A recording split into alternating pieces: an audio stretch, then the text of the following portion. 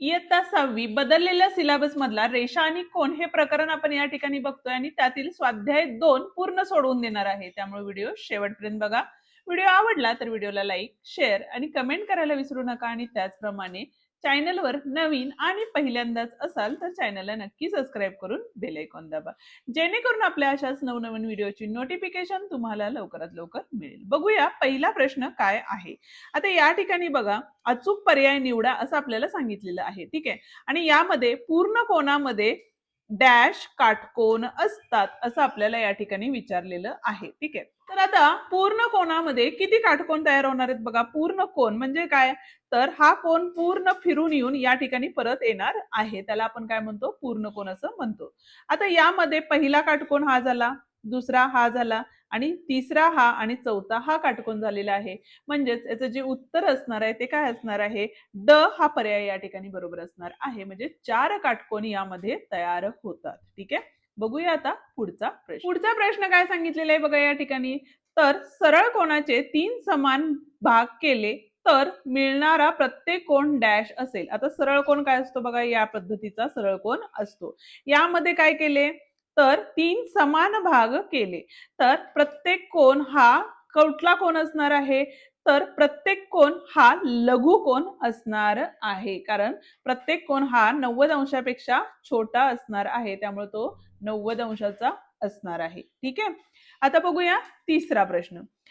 बघा काय सांगितलेलं आहे, तर किरण ओपी आणि किरण ओक्यू यांचा आरंभ बिंदू डॅश आहे. आता इथं बघा, इथं एक रेषा आणि इकडे एक रेषा नाहीये, किरण आहे, बरोबर आहे. मग इथं ओ घेतला तर इथं पी आहे, इथं क्यू आहे. मग आरंभ बिंदू काय आहे आपला, तर ओ आहे. म्हणजे पर्याय क्रमांक अ या ठिकाणी काय आहे, बरोबर आहे. ठीक आहे. आता चौथ्यामध्ये काय सांगितले बघा, तर डॅश दोन्ही बाजूंनी अमर्याद असते. काय असते, तर रेषा ही दोन्ही बाजूंनी काय असते, अमर्याद असते. आता हे जे आहे चिन्ह आहे ते म्हणजेच काय, तर ही रेषा पुढेपर्यंत आपल्याला अशी वाढवता येते, म्हणजे ती काय आहे, अमर्याद आहे. ठीक आहे. जाऊया आता दुसऱ्या प्रश्नाकडे. पण अजूनही व्हिडिओला लाईक केलं नसेल तर व्हिडिओला लाईक करा, हाईप द्या, तुमच्या मित्रांना आपले व्हिडिओ नक्की शेअर करा आणि त्याच पद्धतीनं जर अजून पाठीमागचे व्हिडिओ जर तुम्ही बघितले नसतील तर त्याची लिंक खाली डिस्क्रिप्शन मध्ये दिलेली आहे, ती तुम्ही बघू शकता. आता बघा दुसरा प्रश्न काय विचारलेला आहे आपल्याला, तर या ठिकाणी 91 अंश जोड्या जुळवा असं सांगितलेलं आहे. 91 अंश हा कोण दिलेला आहे, या ठिकाणी कोणाचे प्रकार आपल्याला दिलेले आहे हे आपण डिटेलमध्ये शिकलेलो आहे. ठीक आहे. आता 91 अंश म्हणजे काय झाला, तर 90 अंशापेक्षा मोठा आणि 180 पेक्षा छोटा झाला, म्हणजेच हा काय आहे, तर विशाल कोन आहे. ठीक आहे. 180 म्हणजेच काय असणार आहे बघा, सरळ कोन जो असतो तो 180 अंशाचा असतो, म्हणजेच या ठिकाणी पर्याय क्रमांक ए असणार आहे याला.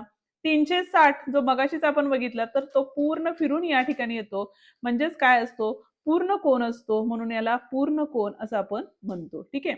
215 जो की 180 पेक्षा मोठा आणि 360 पेक्षा छोटा आहे, म्हणून त्याला प्रविशाल कोन असं म्हणतो. आणि 90 अंश हा काय असतो, तर काटकोन असतो, म्हणून याला काटकोन असं आपण म्हणणार आहे. ठीक आहे. बघूया आता पुढचा म्हणजे तिसरा प्रश्न काय सांगितलेला आहे बघा. पुढील आकृती पाहून उत्तरे लिहा असं आपल्याला सांगितलेलं आहे. ठीक आहे. आकृतीत दिसणाऱ्या सर्व किरणांची नावे लिहा. आता या ठिकाणी मी 1-2 सांगते, बाकीचे तुम्ही लिहू शकता. लिहिताना प्रत्येक वेळेला किरण असं लिहिणं गरजेचं आहे. जसं की किरण कुठला असणार आहे बघा, इथं ईबी आहे, बरोबर आहे.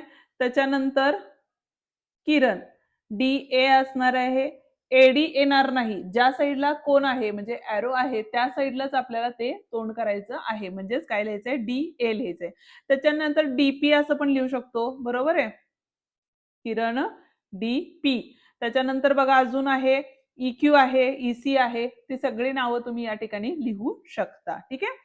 या ठिकाणी बघा 2 नंबर, ई हा बिंदू कोणकोणत्या रेषांवर आहे. आता ई हा बिंदू रेषा PQ वर आहे व रेषा अजून कुठली आहे बघा ई, तर CF या रेषेवरती तो बिंदू आहे. ठीक आहे. तिसरा प्रश्न, आकृतीत दिसणाऱ्या रेषाखंडांची नावे लिहा. तिसरा प्रश्न बघतोय आपण आता. तर कुठल्या कुठल्या रेषाखंड आहेत बघा या ठिकाणी. तर आता आपल्याला रेषाखंड सांगितलेले आहेत, त्यामुळे आपण रेषा न म्हणता या ठिकाणी आपण रेख असं म्हणणार आहे. कुठली रेख आहे बघा या ठिकाणी, एक तर डी आहे, त्याच्यानंतर अजून कुठली रेख असणार आहे बघा या ठिकाणी, एकच रेख या ठिकाणी दिसते आपल्याला, त्यामुळे ती लिहू शकतो. ठीक आहे. त्याच्यानंतर पीडी ही सुद्धा रेख आहे या ठिकाणी, म्हणजे रेख पी हे सुद्धा आपण या ठिकाणी लिहू शकतो. ठीक आहे. आता बघूया चौथा प्रश्न काय सांगितलेला आहे बघा. चौथ्यामध्ये आपल्याला सांगितलेलं आहे ई हा आरंभ बिंदू असणाऱ्या किरणांची नावे लिहा. आता ई आरंभ बिंदू असणारा किरण म्हणजे काय असणार आहे बघा, आपला किरण ईसी असणार आहे. त्याच्यानंतर अजून काय येईल बघा, किरण ईडी असणार आहे किंवा किरण इक्यू असणार आहे. त्याच्यानंतर किरण एफ असणार आहे. अजून काय असणार आहे बघा या ठिकाणी, तर किरण बी सुद्धा असणार आहे. ठीक आहे. आता पुढचा म्हणजे पाचवा प्रश्न काय सांगितलेला आहे बघा, कोण बीई क्यू हा कोणत्या प्रकारचा कोण आहे. कुठे आहे बघा, बीई क्यू हा कोणत्या प्रकारचा कोण आहे, तर हा विशाल कोण आहे. कोणता कोण आहे, विशाल कोण, कारण बघा 90 अंशाच्या मोठा कोण आहे तो. आणि त्यांच्या भुजांची नावे लिहा. तर पहिली भुजा जी असणार आहे ती काय असणार आहे बघा, सुरुवातीला ईबी असणार आहे व भुजा दुसरी भुजा असणार आहे आपली ई क्यू. ठीक आहे. हा होता आपला तिसरा प्रश्न पूर्ण झालेला आहे. बघूया आता चौथा प्रश्न काय आहे. पण त्याआधी अजूनही व्हिडिओला लाईक केलं नसेल तर व्हिडिओला लाईक करा, हाईप द्या आणि तुमच्या मित्रांना नक्की व्हिडिओ शेअर करा. चौथा प्रश्न काय सांगितलेला आहे बघा या ठिकाणी, आकृती दिलेली आहे, तर सोबतच्या आकृतीमधील कोणांची नावे लिहून त्यांचे प्रकार लिहा असं सांगितलेलं आहे. ठीक आहे. आता या ठिकाणी बघा कुठला कोण आहे आपला, तर कोण पी ओ क्यू, बरोबर आहे. तर हा काय आहे, विशाल कोण आहे का, तर 90 अंशापेक्षा मोठा कोण दिसतोय तो, म्हणजे या ठिकाणी आपण काय म्हणू शकतो, विशाल कोण.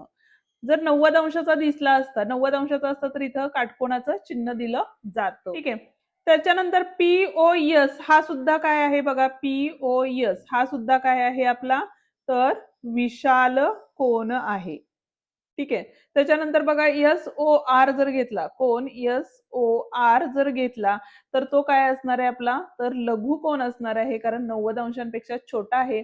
आणि त्याच पद्धतीनं क्यू ओ आर हा जरी कोण घेतला तर तो सुद्धा काय असणार आहे आपला, तर लघु कोण असणार आहे. ठीक आहे. आणि त्याच पद्धतीनं जर मोठे कोण जर घ्यायला गेले तर प्रविशाल कोण घ्यायचं झाला तर या ठिकाणी बघा पी ओ आर म्हणजे इथून पूर्ण इकडचा कोण या ठिकाणी आपल्याला घ्यायला लागणार आहे. ठीक आहे. त्या पद्धतीने तुम्ही काढू शकता.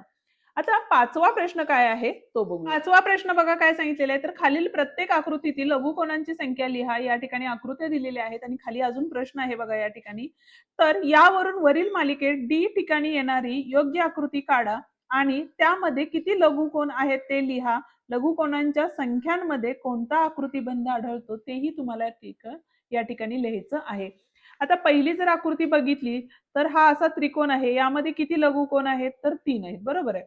दुसरी आकृती आपण या ठिकाणी बघितली तर हे 3 लघुकोण झाले, यातले 3 झाले आणि बाहेरचे डबल आहेत म्हणजे 6 आहेत. 6 किती झाले बघा या ठिकाणी, 12 लघुकोण या ठिकाणी झालेले आहेत. त्याच पद्धतीने आता ही पुढची जर आकृती काढली म्हणजे विचार केला, इथले 3 झाले, यामध्ये परत डबल होतात म्हणजे इथले 1 2 3 4 5 6 7 8 9 झाले, 9 आणि 3 किती झाले, 12 झाले. हे आताच आपण बघितलं, बरोबर आहे.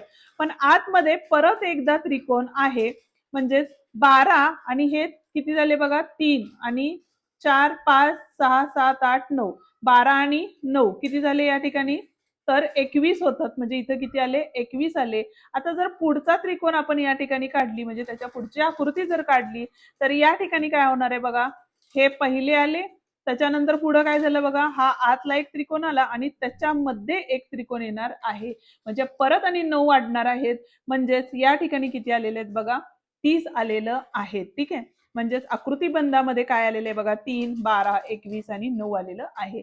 म्हणजेच या ठिकाणी 3 अधिक 9 केले तर आपल्याला 12 मिळतात, 12 अधिक 9 केले तर 21 मिळतात आणि 21 अधिक 9 केले तर 30 या ठिकाणी आपल्याला मिळते.